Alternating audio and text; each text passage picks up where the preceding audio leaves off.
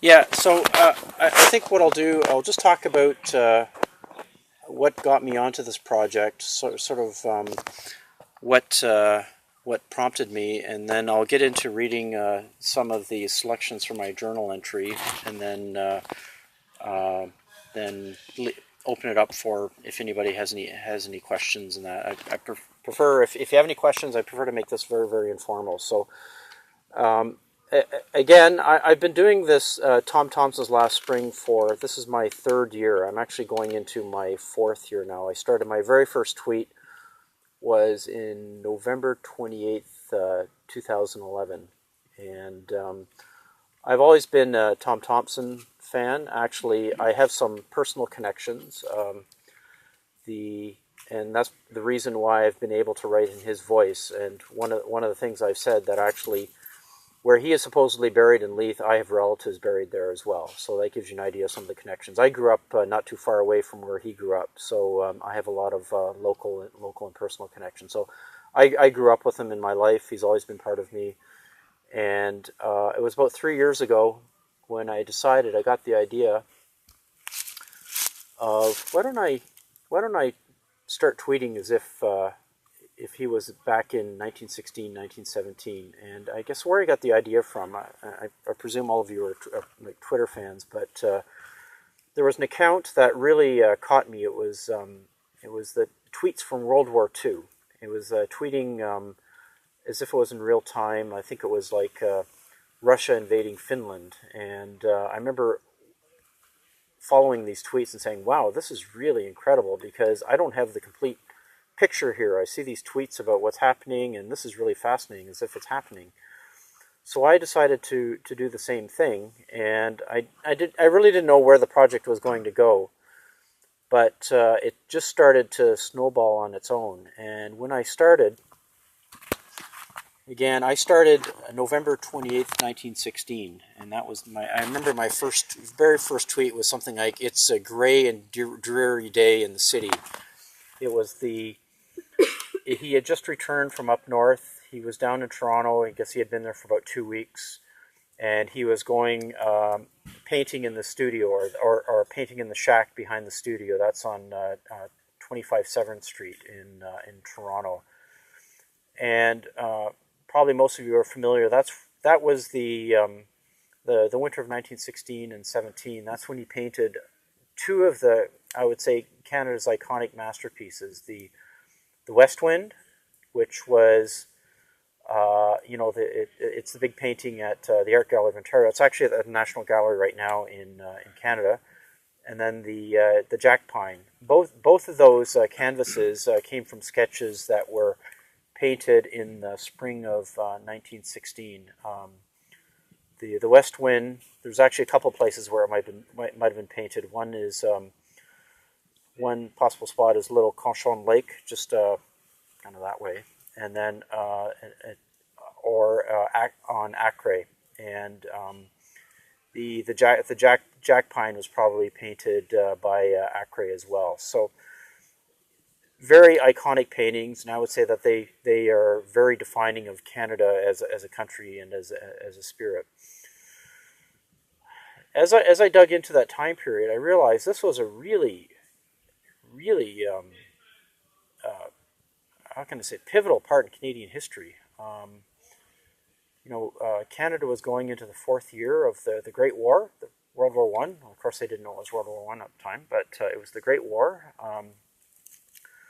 After much enthusiasm in 1914, for example, Toronto had sent like 70,000 men to fight. And by 1916, they basically had run out of recruits, and so there was talk of conscription. And so Thomson was possibly going to be conscripted as well. So this was hanging over his head. And there was really some other really interesting things going on as well during that period of time. It was a time of there was. I guess a lot of poverty. There was a lot of inflation, like food prices doubled over the couple of years because of the war. It was the time of temperance, when liquor was outlawed in Toronto. There was the time of a lot of xenophobia as well. Some of you, I heard you were from Kitchener. Well, that used to be called Berlin up until like early 1917.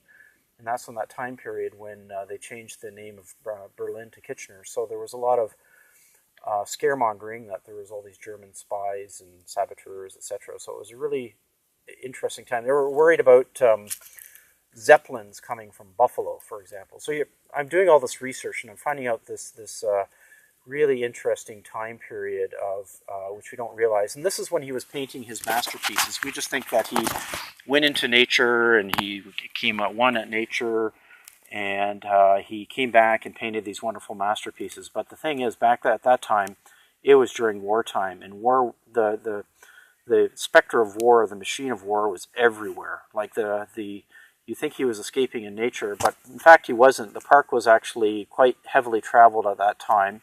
Like we have this natural setting now, but back in that time period, that was the end of the lumbering days, if you will. Like the J.R. Booth and the lumber barons had basically taken as much as they could out of the park, and there was basically no lumber left. There was the Gilmore lumber as well up by Canoe Lake, and the lumber industry is winding down, and the tourism was just starting to pick up. And so you had this transition from the early 1900s to the 1910s to the 1920s, where there was a transition from the lumber industry to the tourist industry. And the funny thing is that most of the tourists in the park at that time weren't Canadians. They were Americans that came from Buffalo and from New York, etc. So again, so that's the time period I'm researching, and that's the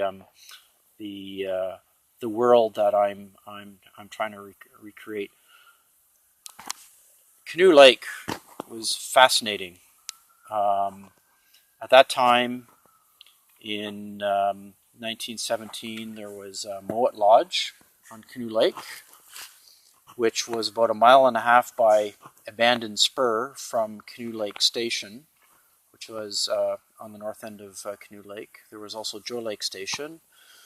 There was the Highland Inn, which was a Grand Trunk hotel that was built in 1908, and it was built by the Grand Trunk Railway as a tourist attraction. There was the Hotel Algonquin, which was on Joe Lake, which was built as well.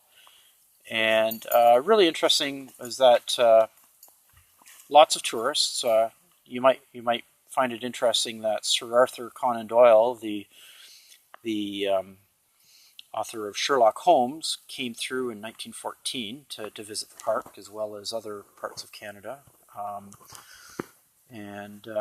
So I just wanted to give you a flavor for that time period, and I just find it really neat is that we think of Algonquin Park as this pristine wilderness. It's only getting back to that point now. Over the